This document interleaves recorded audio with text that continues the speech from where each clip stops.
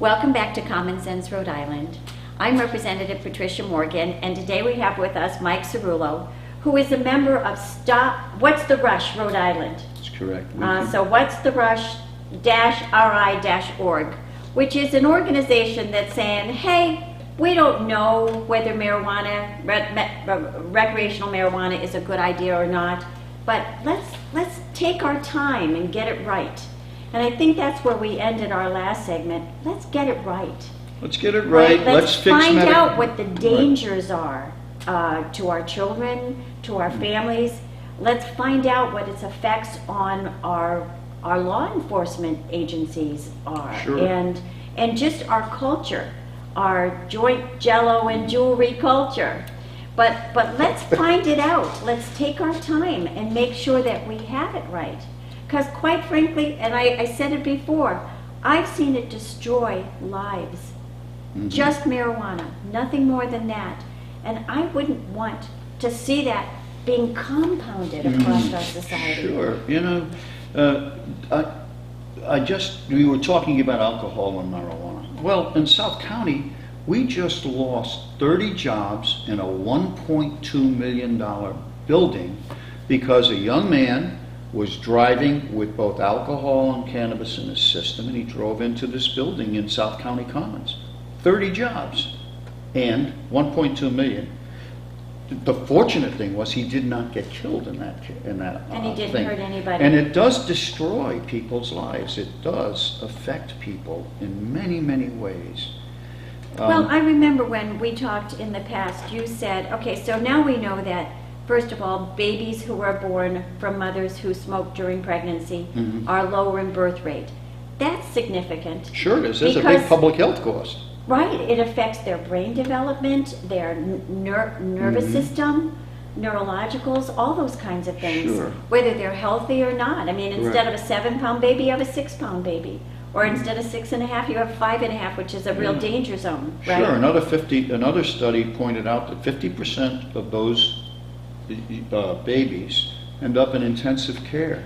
That's a lot of money. It's a lot. Well, and it's a lot of. It's a lot of. It's not problems so much for the money. Family. It's the lost productivity. It's what does that child's life become? It might be impaired as a result. A lot of that, along with the downstream addiction that develops.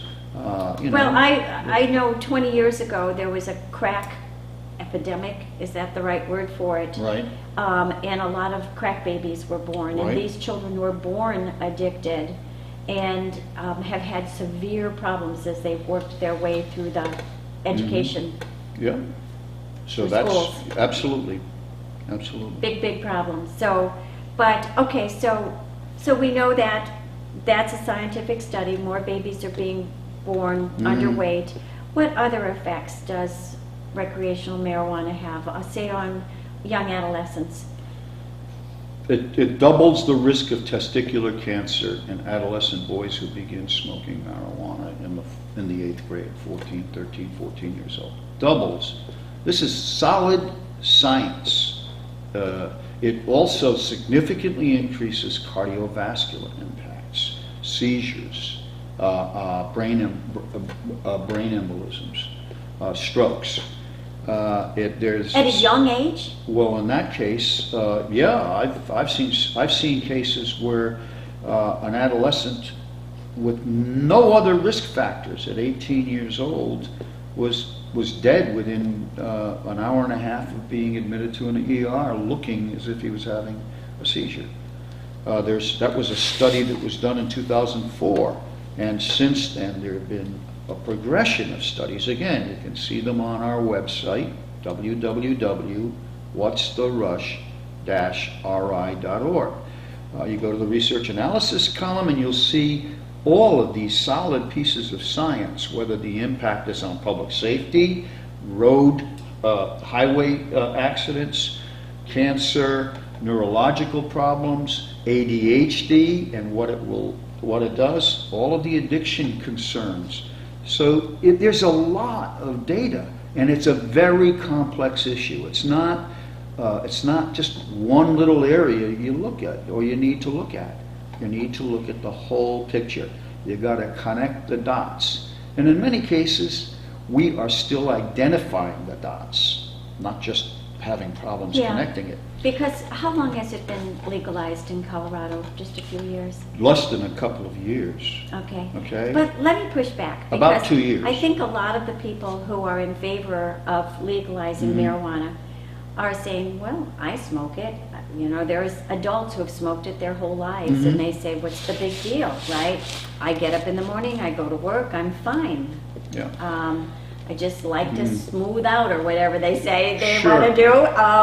So now you got to talk about potency, and this is really huge. This was another major point that was made at the NIH summit.